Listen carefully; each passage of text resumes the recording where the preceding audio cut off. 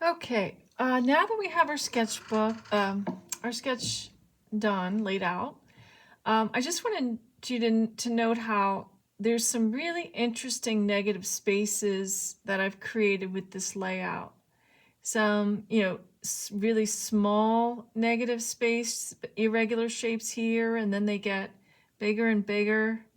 And then this is each area is kind of broken up in what to me seems like a very interesting way. So that's definitely one of my goals when I'm laying out a composition.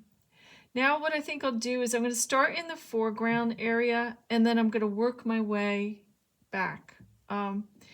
Think about like the foreground area, you want to have your most contrast happening because dark or high contrast pops forward and light colors recede. So I'm going to have my highest contrast down in this area.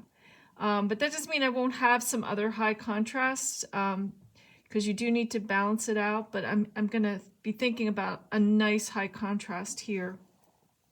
So I might start by, maybe I'll start with some washes of yellow. And this is, when I'm putting this in here, it looks very cool, like a very cool color to me. The other thing to think about is warm colors come forward and cool colors recede. So I might warm up this yellow a little bit with some red. There, that's a little bit warmer.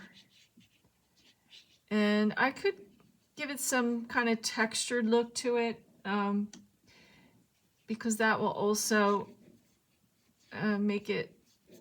give it interest and make it stand out and come forward in space. And this yellow is representing that tissue paper that I laid down underneath my objects. So it is kind of a textured surface. All right, so yeah, that's good. Kind of gotten me out of the gate here on this painting and got me started. It's warmed me up a little bit. And I'm just going to bring those yellows in. I can even, this is a transparent object, so I could even bring some of the yellow into there. And that way I know I'm going to be showing that I can see through. You see how I also got it lighter as I went into the distance? And a little bit more dark here. And I could maybe try and pull out some areas a little bit to get a little more of a textured look in the foreground. The other cool thing you can do with watercolors, you can put salt in onto it and it'll make it have a nice textured look to it. So that might be something people might want to try out. All right, now I'm going to start into the sphere itself. Now remember to get the orangey color of the local color of the sphere is orange. I'm going to mix red and yellow. So it's another warm color here that's going to be going in the foreground, which is good. I also want to make sure at this point, think about, well, my light source is coming from the right, so I might have a highlight on this side, which means my shadow will be cast this way, but I think I'd rather have my shadow cast this way. So maybe I also have a light on the left side, so maybe I'll make it look like the light's coming more from the left side, but then this is going to block it. I'm going to put the highlight in this area because the light might be able to hit this area. So anyway, I'm strategizing my light source. Where is that going to come from? Remember, ultimately it's about your painting. So you've got some artistic license there. And remember, you want the highlight, the light, the shadow, the core of the shadow, the reflected light, and the cast shadow to get all of those elements of chiaroscuro and to give it a really strong sense of dimension. Even if it looks a little extreme on your paper when you're up close to it, when you stand back, it actually works probably will work really well.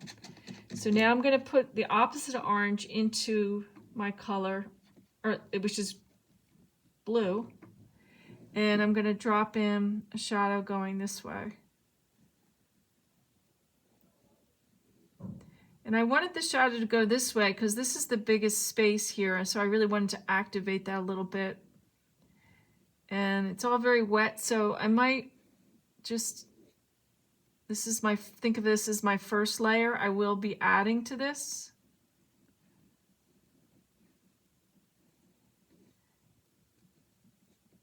All right. The other thing I can do is maybe pull out some here to show a reflected light.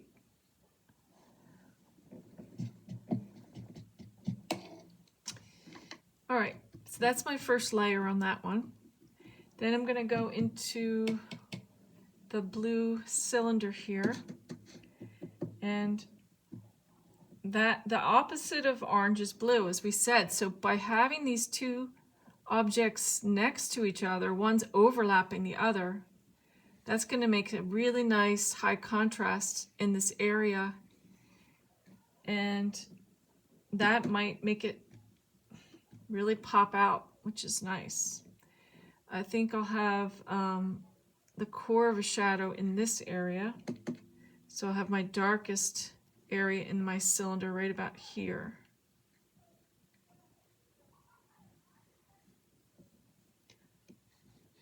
Up.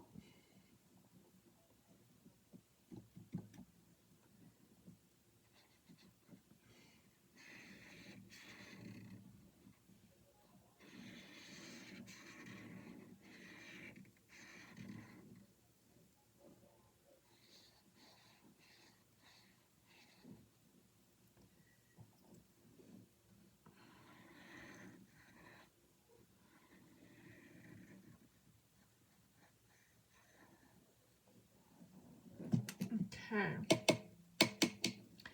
Maybe a little bit darker in here. And remember, this is just my first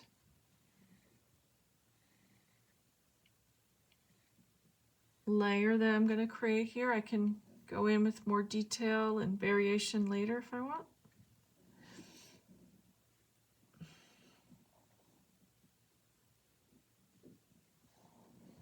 Okay, now I'm going to start with the green base. So I have to mix this green.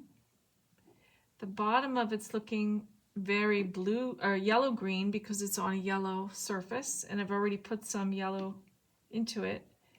And then the top area is looking a little more blue green. Let's see, it's a little more intense there.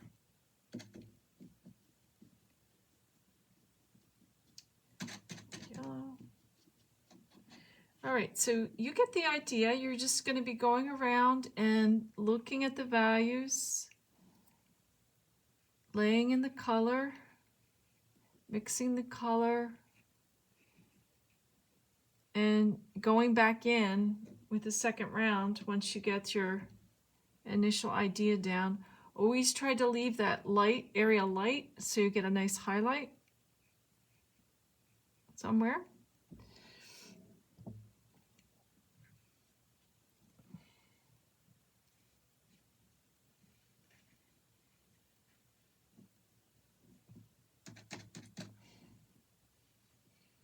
Bottom, you see how yellow that green is there?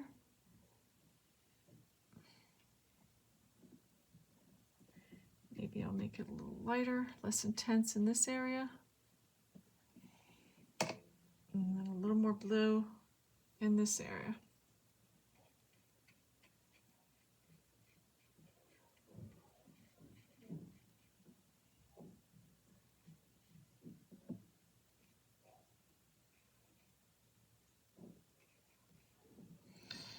All right.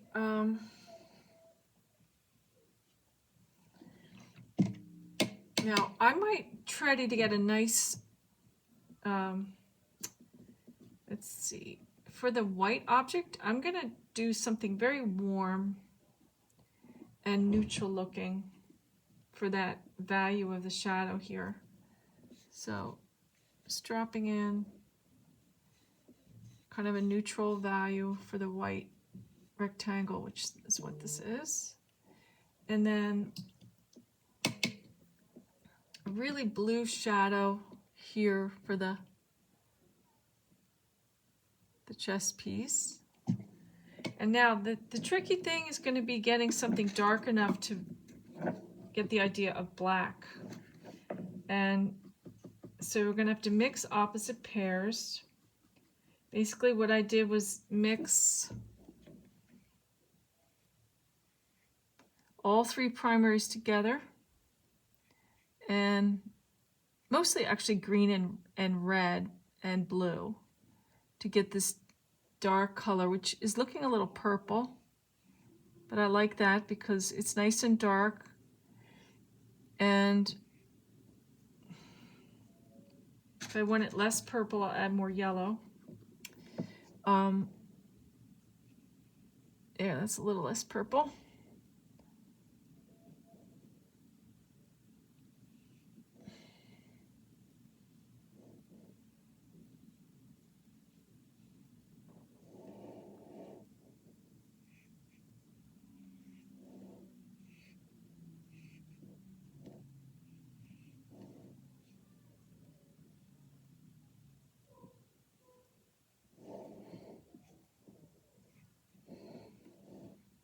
Okay.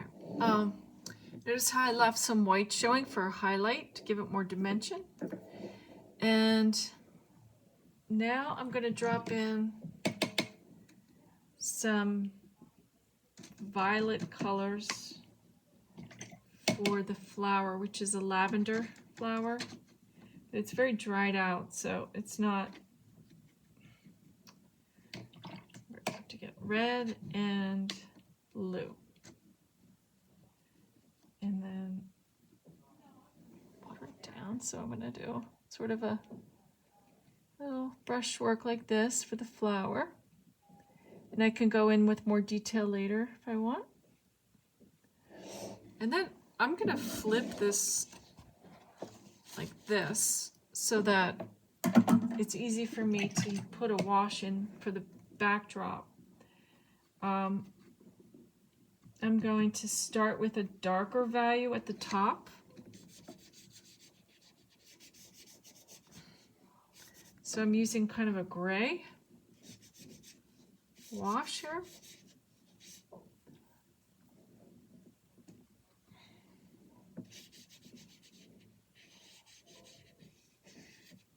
Have it be a little darker at the top, and then as it go down, I can get lighter and lighter if I want. But this is so light, I mean, I think it would be fine if I had it come all the way down. Remember, lights recede, so by putting a very light background color, it helps that the idea of this is the furthest thing away from your eye by keeping this light and not making it too dark.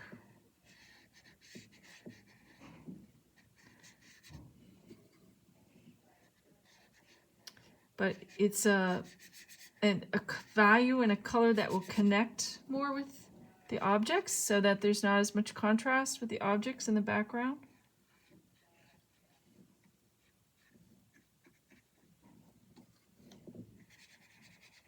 Okay, so that's the idea. And this is the first layer. And I'm going to work on this more and build up more shadows and more contrasts. But that's the start. Okay, thank you.